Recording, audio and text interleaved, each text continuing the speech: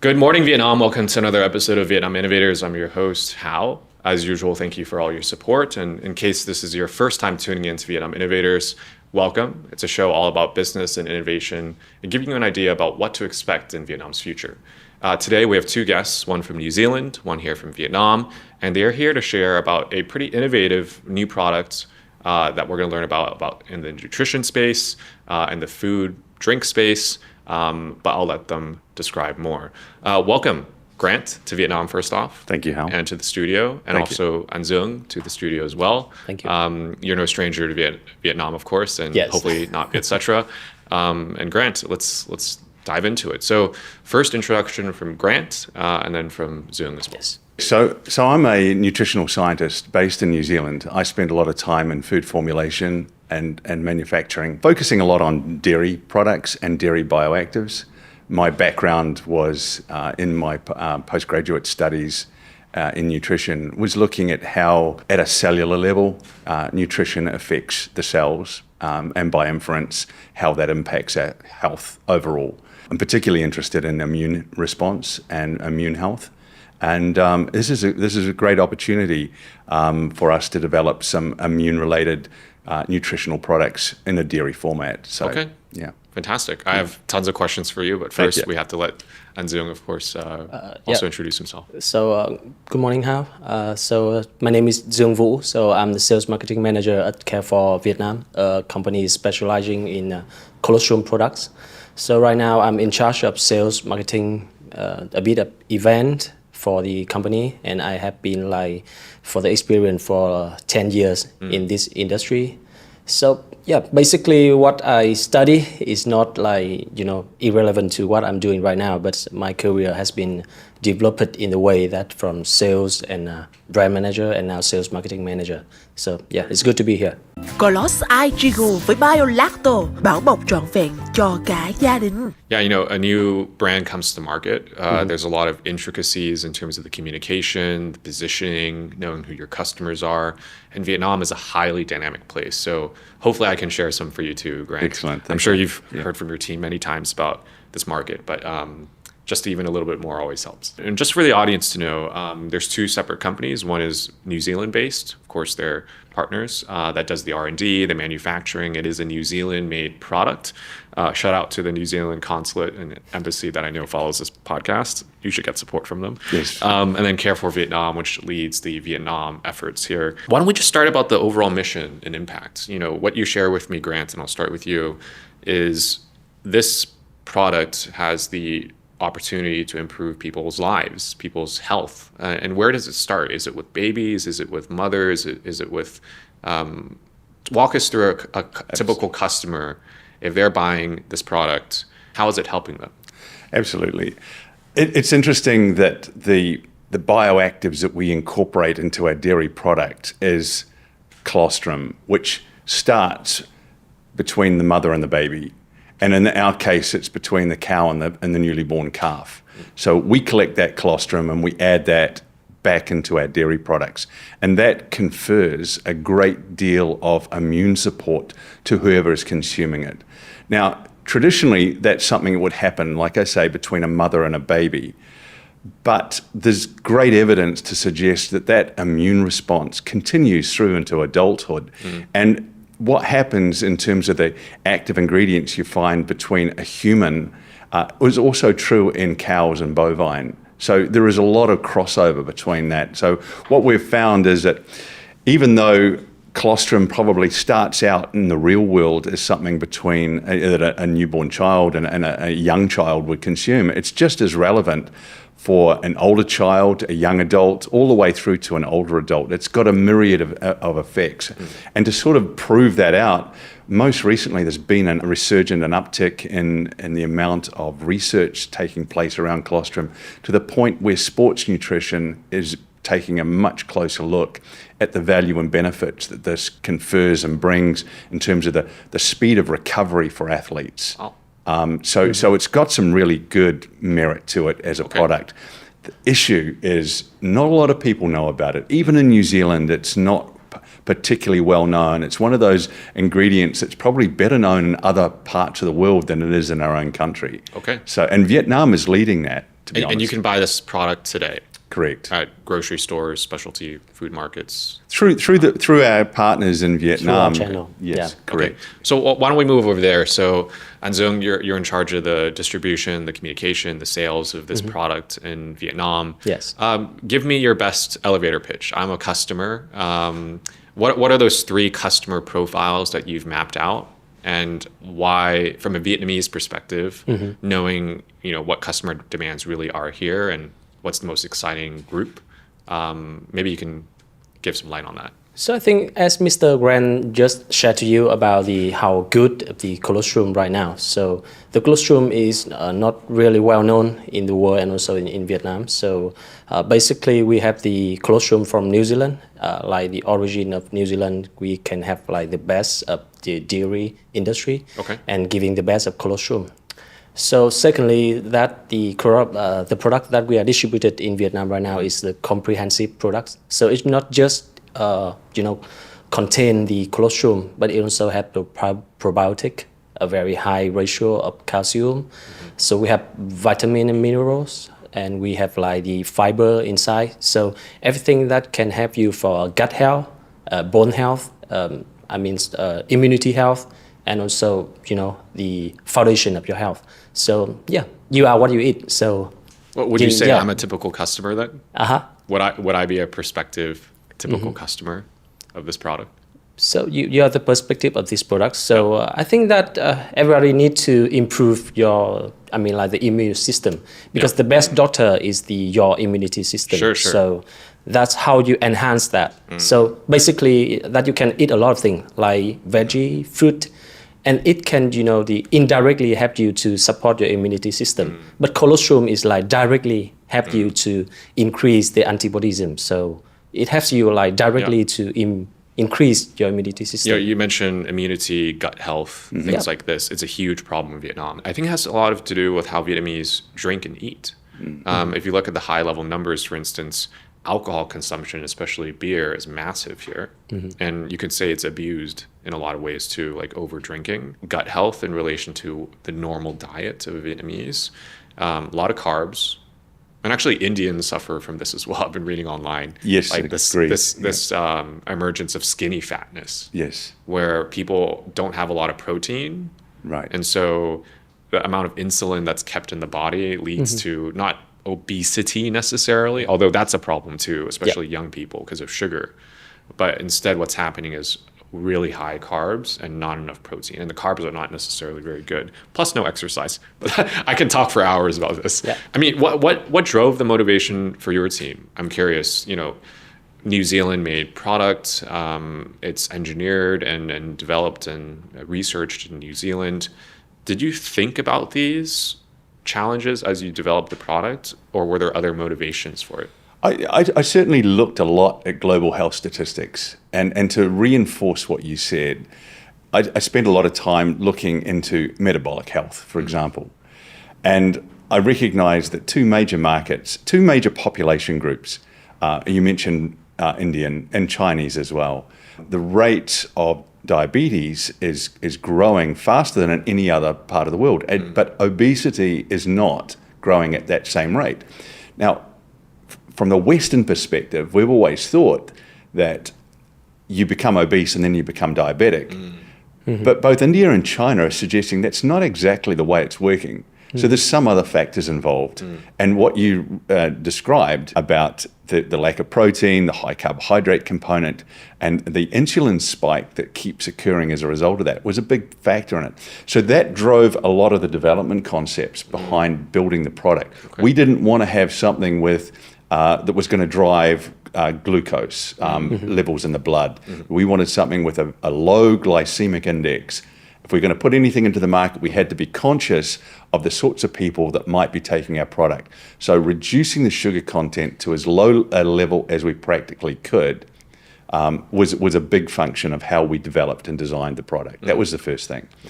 But the Vietnamese reached out to me and said, we want a product for this market. We want something that has an immune response to it. And obviously colostrum was the obvious choice. It's New Zealand dairy. It's part of the New Zealand dairy scene. We want to have the colostrum component. And then we want to build some other elements into it as well. And to give you a case in point, in terms of my background with immunity, my son went to university in the United States in 2019. He just finished high school in New Zealand, and he left school within a couple of weeks. He was at his university. He had earned a cycling scholarship. He was an elite cyclist, and he earned a spot on the track team of this university. And within weeks of arriving, COVID broke out. Mm-hmm. And my wife and I were faced with a parent's dilemma. Do we bring Ferg back to New Zealand where he can be with his family, because we didn't know what was going to happen? Or do we let him stay and potentially maintain his scholarships, but it would be out of his control? There was no way we could get to him if something happened. It was a great... And we discussed it with him as well. And ultimately the decision was, my wife said to me, you have a background in immunology, create something for him that will help. If he's going to stay there, give him the best chance of ensuring that he doesn't succumb to COVID or whatever the case is. Now, I can't make those sorts of guarantees because I'm not a physician, but I did put together, based on some experience, a product that had quite outstanding antiviral effect. And the problem with this product is it had very poor bioavailability. And with my knowledge on how to enhance that, I put this product together. Unfortunately, New Zealand manufacturers weren't in a position, as we were going into lockdown, they couldn't make this product for me, and I need it done quickly. So I went to a friend in Utah who had a pharmaceutical manufacturing facility, and they said, yeah, Grant, we can do it on our pilot production. It'll still meet the GMP standards that we can. And they said, well, we want to have some of that product as well. So they kept some of it for their own staff. I sent several cases to Fergus in the Midwest at his university. He never got COVID. And then the cycling team, he started giving it away to his mates and his friends and his teammates on the team as well. They never got COVID either. And that was even after one of his roommates was hospitalised with COVID, and it was a close contact of Fergus. Fergus never got it. And so he went through, we never saw him for 3 years because of travel restrictions, getting to the US. He couldn't come back to New Zealand, we couldn't go there. He got his degree, and he won 4 silver medals at the US track nationals as well. Okay. So that was a little bit of the background. And so when I was asked to create this after the COVID pandemic had sort of finished, I said, I think I know how to do that. So we put some interesting IP into this product that will help absorb a lot of the bioactives in this product and make it more effective, more bioavailable. And so that, and making sure we got the sugar content down low enough so it could be used by diabetics, those were all part of the issue. Something that was going to be good with bone health. It's not just about putting calcium in. If you're going to put calcium into a product, you've got to make sure that the cofactors, the right blend of vitamins are in there, so the calciums will be locked into the bone where it needs to be. Otherwise, it'll end up just going to places that probably shouldn't go, such as the soft tissues and the coronary arteries. That's not a good thing. So all those components, and it was part of the formulation decision. This sounds like a miracle product. I'm not sure if we have it here today. If not, we'll have to take a look at it later. But Zeung, for you, I want to picture this from a consumer point of view. Like, what kind of lineup of products are we talking about? Is it just one dairy product? Is it multiple? What kind of SKUs do you guys have? Help us share what that is here in Vietnam. Yes, so we have the product names Colos Agigo in Vietnam. Okay. So we newly launched it. But actually for our companies, we already have the experience of distribute the colostrum product for over the decade, for the past 10 years. But right now we have the new products, the newly launched. So we can say that in Vietnam right now we have many colostrum brands. The revenue of colostrum right now in Vietnam is really big. We can say like 15% of the whole dairy revenue in Vietnam right now. So it's increased like nearly 30% over the last year. And for the colostrum, we have the unique one with the technology, because with the colostrum, whatever you put inside the colostrum, including the nutrition, the vitamin and minerals, but the fact is that when it's, you absorb throughout your stomach acids, so it's not been there anymore. So I mean that it may disappear. So with our product, that we have the technology to protect all of the nutrition, vitamin and minerals, and to keep everything inside that can absorb throughout the stomach acids. That's going to be like something that can differentiate us from other competitors. Okay. Yeah.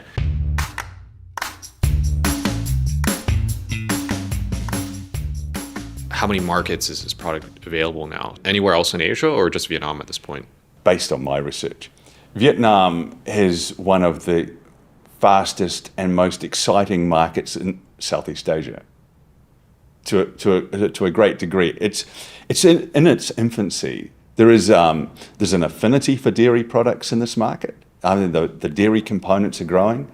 I'm seeing great growth across a broad swath of industries in Vietnam. So for the very reasons we've spoken about earlier, about how the economics of Vietnam just seems to be getting better and better, that improves the overall size of the middle classes, the more disposable income, and that brings with it additional health concerns. And I think people resonate with the idea of being more preventative rather than treating conditions. Right. And I think, and especially in a post-pandemic world that we live in today, I think people are conscious of the fact that no matter how well they think they were, they may not have been as well as they could have been in preparation to getting into that. So I think the whole story right now, it would be fair to say, I think it resonates well with the Vietnamese marketplace.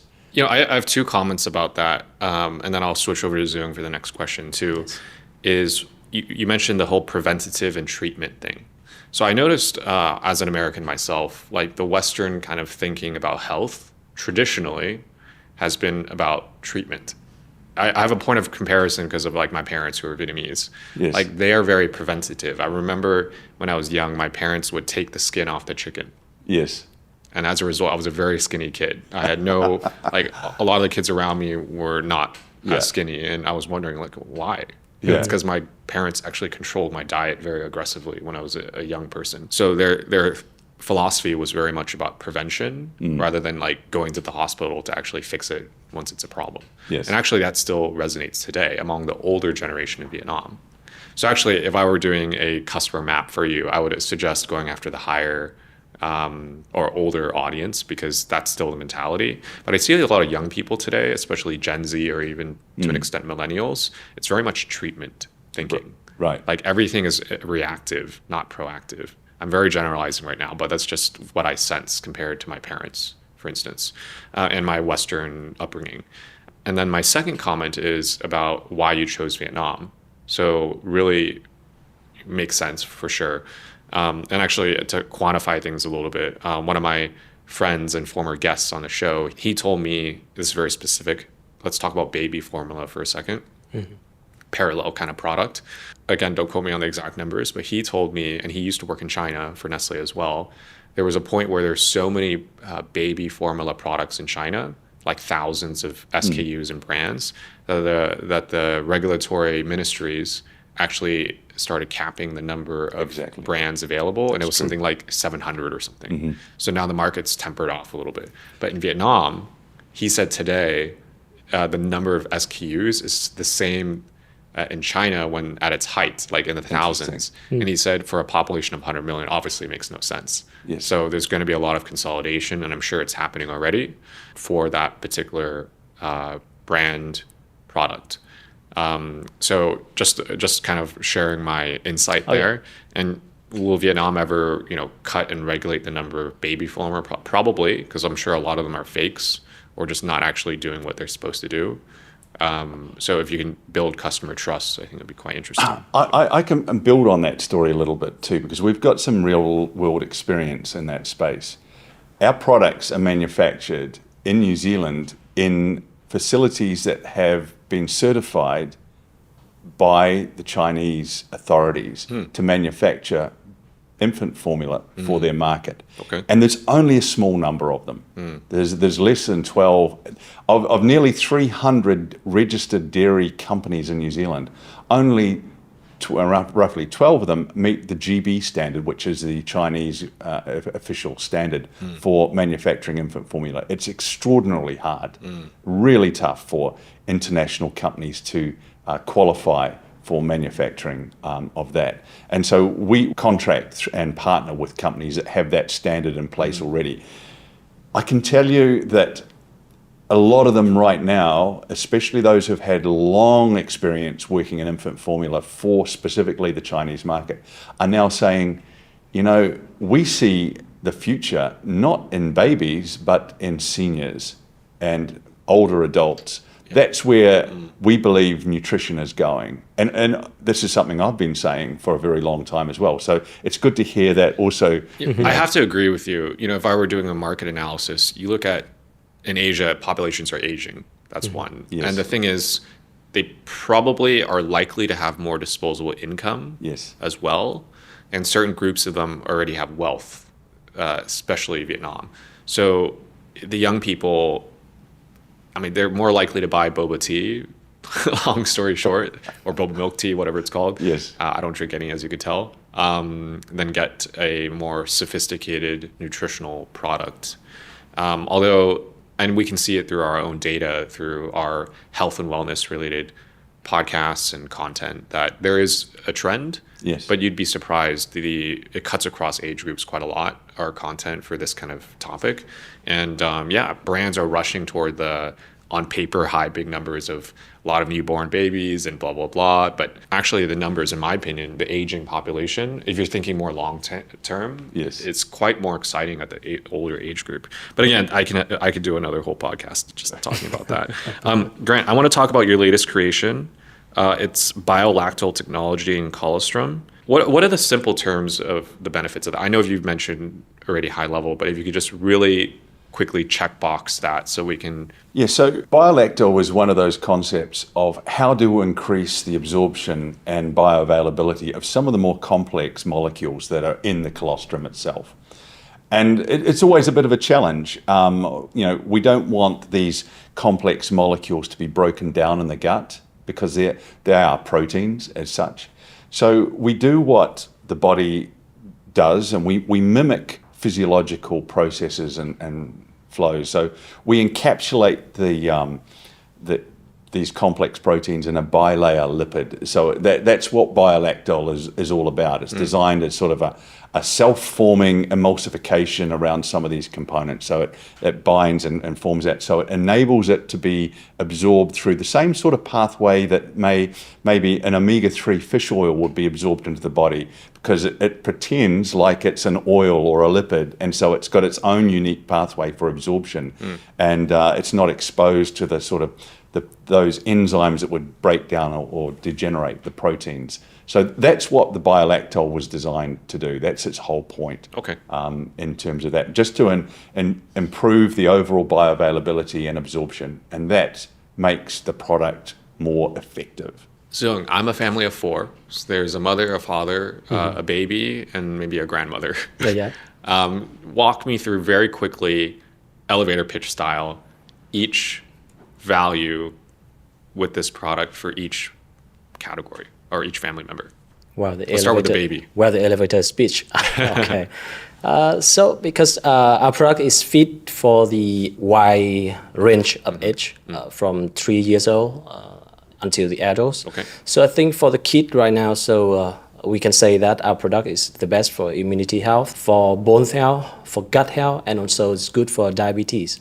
So, based on your family health, so what you can concern the most and it can help you the most is like to increase your immunity system. So, from colostrum, that can help you to boost your immunity system, and that can help you to antivirus and also help you to, cure with a lot of side effect and outside effect from the what you're living, your lifestyle or something like that. So we can say that the product is fit for the whole family, for multi-purpose using product from the kid to the adults, to the mother, to grandpa, grandfathers.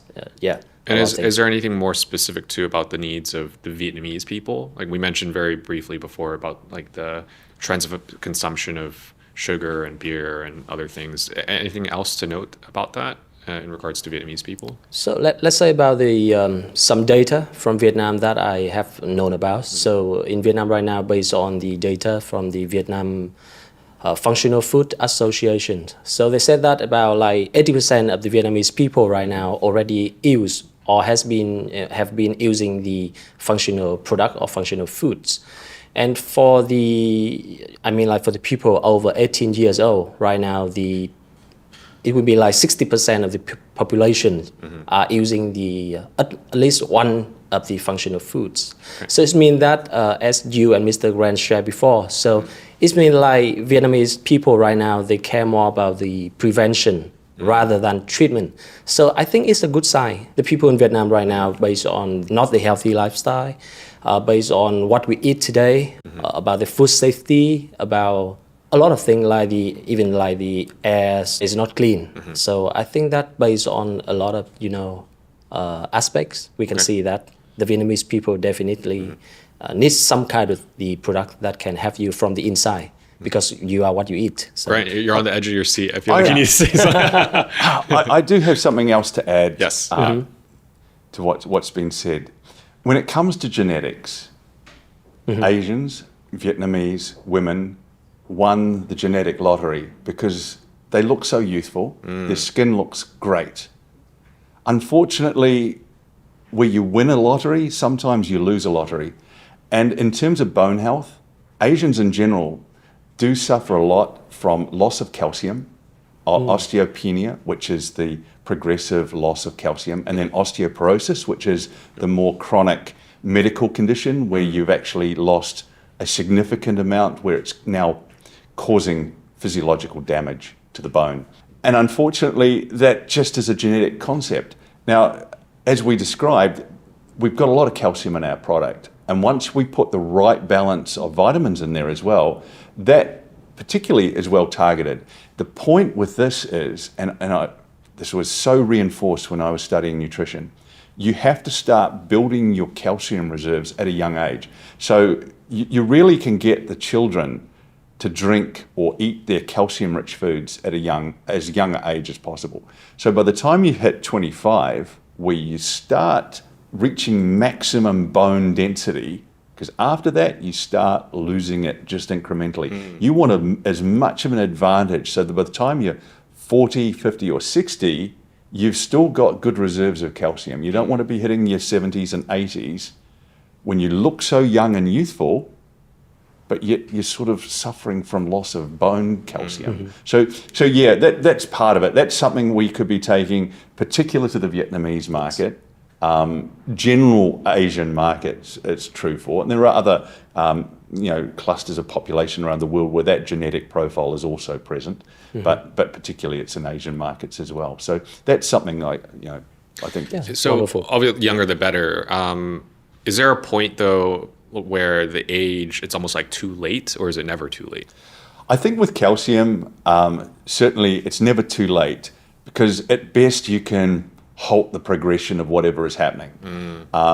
If you suddenly present to your physician with the signs of osteopenia or osteoporosis, they can put you onto long-term treatments, medications, and at that stage you really do want to be increasing the amount. Well, the two things you should be doing is increasing the protein in your diet, which you should do as you age anyhow, but also increasing the calcium in your diet as well, and looking for ways to do that in a controlled, manageable way. And that doesn't mean just going out and grabbing a calcium supplement.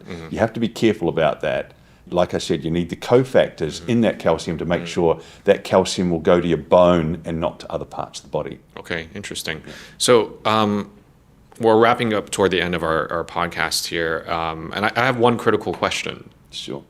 All this sounds very scientific and developed with not only good, but just intentionally, knowing what the outcomes can be and knowing what Vietnamese need and generally the wider hopefully global population. Yes. What are the use cases? Like, when should I be using this? Is it like a daily kind of drink, like the same that, like, I only drink water. I don't drink alcohol that much these days. I don't really, all these specialty teas and beverages. On occasion, I'll have one, the kombucha, Is this something I drink every morning? Is it? Can I give you my use case for please. this? Yeah. Because I've probably been using Yes. it longer than everyone else has been doing. As a New Zealander, I think I'm reasonably unique because I don't consume a lot of dairy product. But I do consume Colossus IG Gold, not because I necessarily made it, but because of other components. I have it at breakfast time as part of a smoothie. So I have spinach and berries, and there's a few other bits and pieces. Okay. And my dose goes into this. And it provides enough of the dairy component that I can consume it. So as far as I'm concerned, I'm getting my daily allowance of all the components that I need. So it's your superfood breakfast. It sort of is, yeah. Okay, so what I need from you then, and you're going to let Zeung know later, is we're going to put the recipe on the text description. Yeah. Yes. And it's produced by Dr. Grant. And this is exactly what you need to do. Yes. And then, here's the link to buy. I'll try that out myself. A lot of people don't do that. I mean, they'll just put it in a shaker and drink it straight. But my preferred approach is to use it as an enhancement of what I normally have a smoothie for breakfast as well. Sure. So, but that's my only nod to consumption of dairy. Because in New Zealand we have so much milk. It's good flavored stuff, and people flavor it. And there's chocolate milk, there's strawberry milks, and in my opinion, again, from a nutritionist perspective, and like your parents used to take the skin off the chicken, I think it's too much opportunity to add too much sugar into the diet if it's too flavored and overly flavored. I prefer to take it the way we do it. Right. Oh, that's very good.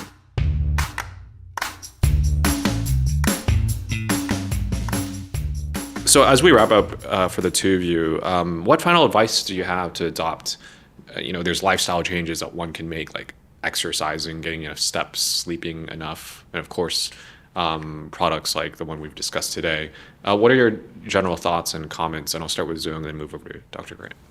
So I think my final thoughts for on the audience, I think it's not just the supplement. It's not just something that you eat or you drink into your body, but also about your lifestyle. I think that the people, even like mostly the younger people right now, so we need to focus more on the lifestyle, the exercise. You do the morning exercise, spend at least like 1 hour per day for exercise, and then you choose wisely what you eat or what you drink for the healthy lifestyle. So I think that's going to be better for you, because I think that the most important thing is not only that you invest on your job, is like you can get some money for living, you can make a living. But if you invest on yourself, so I think you can make a fortune. So that's all. No, I love that. It's like Maslow's hierarchy of needs. Is that what it's called? Survival is at the very bottom. And I think at the bigger picture of Vietnam, Vietnam is way above that now. It's beyond just poverty, hopefully, and emerging out of grief and war and stuff. People are making more income. They're demanding more. There's this trend of what we call in Vietnam premiumization. Yes. Definitely. At the corporate level, brands in Vietnam are thinking, wow, FDI companies are coming in, bringing excellent products. Vietnamese have the education or at least even income to now afford them. We need to increase our product qualities to protect our margins as well. There's a huge trend beyond that. And again, that could be another entire podcast. Dr. Grant, same question to you. What are your final thoughts on that lifestyle? Yes, I do want to reiterate that point, because I think that's really valuable. We talked a little bit about the cultural difference in approach between what is prevention and what is treatment. And having lived in the United States for several years, I did get the impression that there was quite a pervasive mentality that I can live my lifestyle and I'll make up for that because I'll take a dietary supplement in the morning. Right. So I don't have to give up necessarily any poor lifestyle choices I'm making because I've got dietary supplements. That'll protect me. That's my insurance policy. But that's not how they work. That's not what they are. To my mind, they're part of a mindset shift. You're going to improve your lifestyle. You're going to eat more consciously. and better foods, more whole foods. You're going to exercise more frequently, and you're going to take the supplements as part of that commitment you're making. And I think that's where we have something to offer for those who really want to move forward and put on their protective coat of armor every morning when they go to the gym or do whatever it is that they do to be active every single day. To me, it's like brushing your teeth. This morning I was in the gym for an hour on a treadmill because I wasn't familiar with where I am in the city. So I find a gym where I can sit or run, and I ran for an hour. To me, it's as natural for me to do that every single day as it would be to clean my teeth before I go to work in the morning. It's just part of what you do. And I think over time, we need to do more of that. That's very good. Thank you, Dr. Grant, for sharing that bit of advice and feedback. That wraps up today's podcast of Vietnam Innovators. Thank you, everyone, for tuning in. Chief Scientist Officer and co-founder of Carefore Global, Dr. Grant Washington Smith. And then we also have Anh Dương from Care For Vietnam sharing about his thoughts about the local market and opportunities here. Thank you so much for tuning in. If you're curious about that recipe, we will share it in the text description. I for sure will be adopting that recipe and hopefully broader lifestyle. Thank you so much, guys. And again, welcome back to Vietnam. And thank you for sharing your insights. And Zoom, we're looking forward to seeing how the company and the product progresses in the market. Thank you. See you guys next time. Goodbye. Bye-bye. Thank you. Bye-bye. Thank you.